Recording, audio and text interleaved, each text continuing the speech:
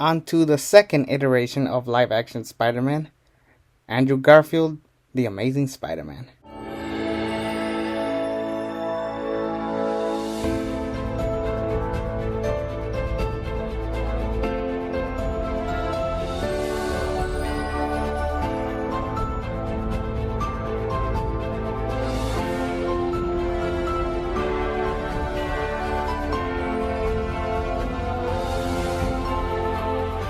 What was originally billed as a brand new story ended up becoming another origin story in the Spider-Man universe. And by this point, everybody knew the origin story. Spider-Man's origin story is hands down the most iconic origin story of all time. It was just very much, I feel like making another origin story movie kind of takes away from us really getting to see this version of Spider-Man. Like, how cool would it have been if he was already Spider-Man? Because it also was built as this kind of like never before seen, like the behind the stories of the spider, and we never really got that because it actually started off very promising with baby Peter Parker, or little Peter Parker I should say, playing hide and seek only to find out a broken glass. Then his parents take him away, and then he ends up moving with his aunt and uncle, and eventually we find out that Peter's parents die in an airplane, which we do see in the sequel. And then we basically have a run-of-the-mill story, and for Peter Parker, he's supposed to be this like nerdy, geeky kid, but I think where Andrew Garfield failed as this iteration of Spider-Man, he wasn't that good of a Peter Parker. He's supposed to be nerdy. It's not his fault they wrote him this way. And he was kind of like a cool, laid-back dude. Like, he would have honestly been the popular kid in school in this time of the day. I don't know why they make him this loser that gets picked on by Flash of all people. And then if they weren't gonna make him a nerd, like, hell, he doesn't even wear the glasses until like whenever it's convenient for him. This does eventually lead to him getting to know Gwen Stacy and stuff, but the movie doesn't really kick off until he starts finding up a little bit more about his parents, and then finding out that he used to work at Oscorp, where he had like a hidden project. And then eventually he visits Oscorp, pretends to be somebody else that he's not. And in the process, he finds these like circles that were written on Irfan Khan's folder. And then he sneaks up somewhere, and then that's where he finds the radioactive spiders. And I don't know, I liked it more when it was simple, where it's just like, oh, there's a spider missing. And then sure enough, that spider just happens to land on Peter Parker when Toby got his bite. But this one, Andrew Garfield looks like he gets bit by a whole bunch of them. A bunch of them jump up on him, which probably explains why he's strong as shit. Like, oh my goodness. Like, they made him ridiculously strong. They had him type stuff on the computer, and then his fingers got stuck. There's a part where he throws a football. It breaks the football panel thing. See, I don't know sports. Man, why are you making me do this, Spider-Man? And then to top it off, when he barely gets the powers, he's like already on top of the bus. Guy's messing with him. He gets his hand stuck on a woman's blouse, and then it rips off. It's just ridiculous. He grabs the bus pole, and he's just super strong. But the weirdest part of this entire movie, and this should have been the first red flag, was the part where he is just eating like it was weird. Like, they actually turn him into a legit spider. Like, none of this happens in the sequel, and they just completely erased this completely because this part was just too ridiculous even for them.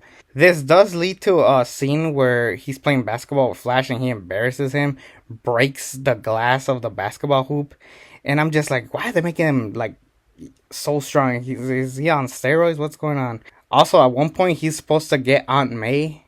And this makes no sense, because it would make a lot more sense if Peter Parker was busy, with something very important. But no, he's in the park skating. Like, it would have made more sense if he had already been Spider-Man doing missions and stuff. And that's why he was late to get Aunt May. No, he's just and some were skating around. Like, come on, dude. There's a scene where he starts getting to know Dr. Connors, who we all later know becomes the lizard. But, he finds out that, well, Dr. Connors finds out that Peter is, well, Peter, like, Richard Parker's son. Isn't it funny that the actor Irfan Khan was in two movies in 2012 where he interacts with a character named Richard Parker? But anyways, Peter was late to pick up Aunt May from work, and it leads to an argument. He closes the door, breaks the glass. Jesus Christ, man! They just made him too damn strong in this film. Like, come on, control yourself. But then this leads to a guy robbing a store when the guy's being a jerk, and then Peter just says, "Oh, that's not my problem." And then turns out that the guy that robbed the store had a gun. Ben Parker tries to stop him, and he gets shot. Side note: that with great power comes great responsibility line, where it took way too long, where they try to change up how to say it, like, you know, your father believed that if you could do good in life, you would have more of a.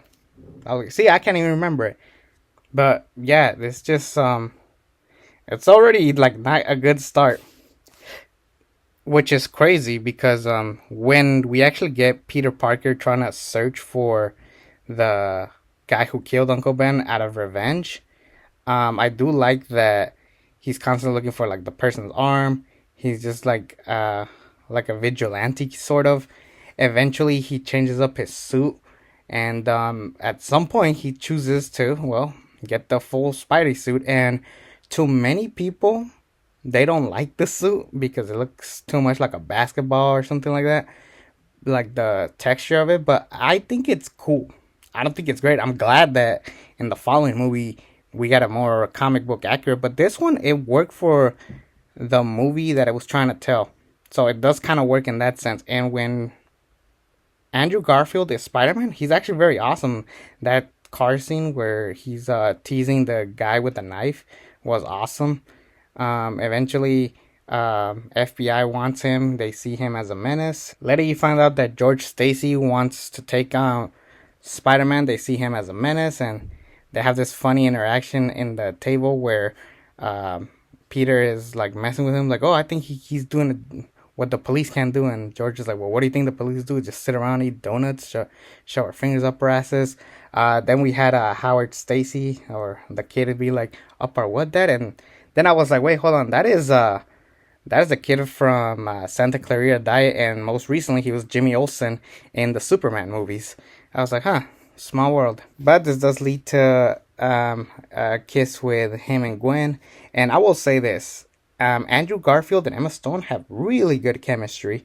You could tell that Mark Webb is more into the romance side of things. 500 Days of Summer, which was a hit in 2008 or 2009, whenever that came out, which I'm guessing they gave him this position as a director simply for the fact of his name, Mark Webb. But anyways, at some point, like I mentioned, Peter shares with Dr. Connors the projects that his father was working on, and turns out that it's like a reptilian DNA that helps you grow back body parts. They experimented on a hamster or a rat, I don't remember. Then Dr. Connors puts it on his hand. He gets his hand back, but in the process, he becomes the lizard. And this is probably my favorite scene of this movie. Spider-Man saves this little boy who is freaking out because he thinks he's gonna die, but he takes off his mask. He tells the kid to put it on so he can feel strong, like so he can feel brave. And he's like, "Yeah, that mask gives you power." And the kid is like freaking out, but that scene really made you really root for this Spider-Man. It's kind of why he is my favorite one. Outside of the quippiness and the niceness, like, this showed me a more human side of Andrew Garfield, and it's why he is my favorite out of the three. Too bad that his movies aren't the best. This is a perfect example of it. But that scene of him giving his dad his son, and thanking him. Then later this comes back when the city's trying to help him, when they help construction workers clear a path for Spider-Man to web around. It's a really cool little detail that helped her set up the end, and I love it. Let's talk about Dr. Connor, shall we? Well, he started off as a pretty laid back, nice guy, but then he just goes insane when he finds a cure for his arm that Peter gives him. And, we find out why his father kept this a secret for so long because, Dr. Connor is kind of insane. But now he wants to do this to the whole world. And I don't know, for me, Lizard was just, in the comics, he was always just a guy who wanted his arm back, but then he goes crazy because, he turns into a damn lizard. Here, now he's trying to find a cure for everybody. I think they just did this for the sake of making you have a big aura and make it grand. And what Spider-Man needed to do around this time is be simple. Like, we weren't ready for this Spider-Man to have a big build fight for him, and I think that's where they really failed here. Honestly, the best scene of Lizard was the fight at school because it was very simple and it had a comedic Stan Lee cameo that to this day people remember. That's really how the movie should have ended. Like, they should have just found a simple cure to stop Dr. Connors. But this whole trying to make the whole world into a reptilian world, like, it didn't work. And that was like the main story of it, which sucks. This does lead to George Stacy finding out that Spider-Man is Peter Parker. Side note, too many people find out that Spider-Man is Peter Parker in this movie. And, the whole purpose of Spider-Man is nobody knowing who he is. And here, too many people know him. Anyways, we have the big battle.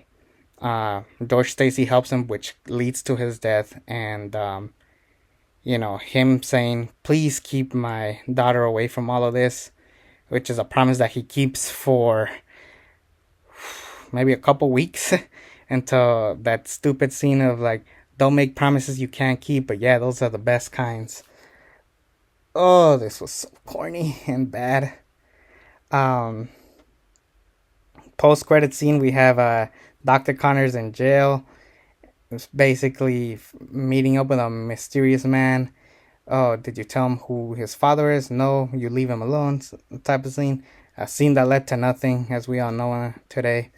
But overall, honestly, I think they did a pretty good job at picking Spider-Man. As far as a Peter Parker, Andrew Garfield needed some work. I will say this. It was nice that we got web shooters yet again. Dr. Connors did a pretty good job. Ryan Infes, who I've known from Pirate Radio and Little Nicky up to this point, did good. And then Emma Stone, who we all know is one of the greatest actresses of our times, like hands down one of the best actresses of this decade, the 2010s. Up to this point, she did Zombieland and Easy A, Superbad, but then she goes on to win 2 Oscars for Poor Things and, of course, La La Land. But I don't know, this movie, I'll say this. I thought Spider-Man 3 did a whole lot better, and I'm going to give this movie the same rating. I'm giving this a C- because there is a lot of stuff that I do enjoy. I just wish that we had already skipped the origin story. This took up a lot of time for it, and us finding out why the whole with great power comes great responsibility line thing was corny. I didn't like that they made Peter Parker super duper strong. Yeah, this has a lot of problems, and it definitely didn't help that it had to follow Tobey Maguire's Spider-Man. But when we get to The Amazing Spider-Man 2, I have a whole lot of other things to say about that. Yeah, I'm not too high on this movie, but it was okay. At least we get to talk about something really positive as it is. Spider-Man 1994, the animated series that made almost everybody fall in love with Spider-Man. I can't wait to talk about that. So anyways, take care, everybody.